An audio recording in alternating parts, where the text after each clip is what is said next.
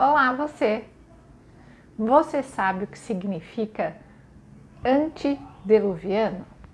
Formas antediluvianas, você sabe exatamente o que significa isso? Qual é a história dessa alegoria? Se a gente for lá na Bíblia, qual é a ideia?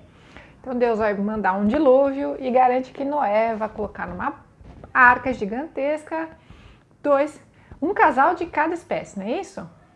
Porque depois do dilúvio a terra vai ser repovoada por esses casais, por todas as espécies de animais. Não era essa a história?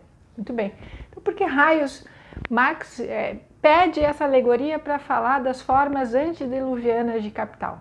Não são antediluvianas, são antediluvianas, ou seja, elas são antes do dilúvio, certo? São formas que são resgatadas dentro da arca do Noé e que vão repovoar a terra, ou melhor, são as formas que vão sobreviver ao fim do modo de produção anterior e que vão repovoar o sistema para permitir que o capitalismo se generalize. Muito bem.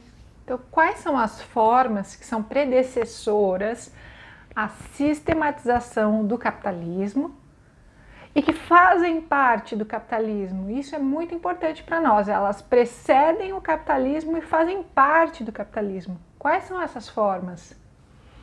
Bom, nos 3 livros do Capital nós temos a produção da mercadoria, que é onde vai acontecer a extração do trabalho não pago, e é esse trabalho não pago que vai gerar a valorização do valor.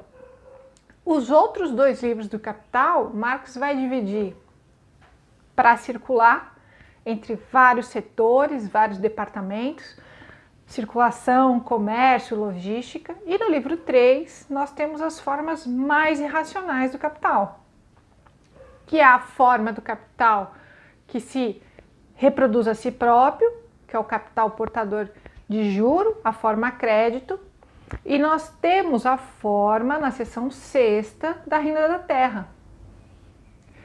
Como forma de capital, nós temos ao menos o comércio e o crédito, certo? A renda da terra, ela também é uma parte importante para a sistematização do capitalismo. A gente já vai entender por quê.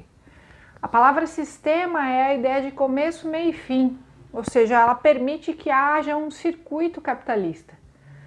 Então, se a gente for lembrar do mercantilismo, ele antecede o capitalismo porque ele garante a acumulação primitiva, a extração máxima de uma série de matérias-primas daquilo que ficou conhecido como colônia das metrópoles. Lembram? Muito bem.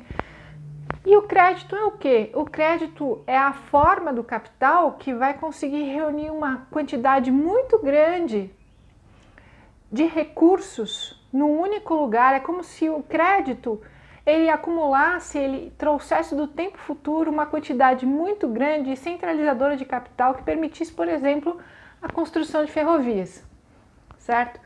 Então, tanto a acumulação primitiva que foi circulada através do comércio, quanto o crédito que conseguiu concentrar muito recurso para investimentos capitalistas, eles são formas antediluvianas do capital.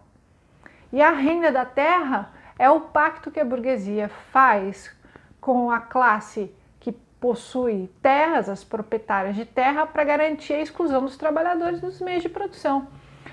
Ou seja, as formas antediluvianas, colocadas assim, elas fazem a quadratura do círculo que permite que as forças produtivas capitalistas estejam à disposição da forma de produção capitalista. Muito bem?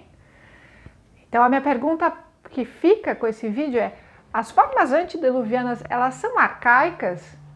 Elas são tão pré-históricas a ponto de não existirem mais? Ou elas são fósseis vivos? No livro 3 do Capital, o Marx vai deixar muito claro que a forma crédito antecede a própria produção capitalista.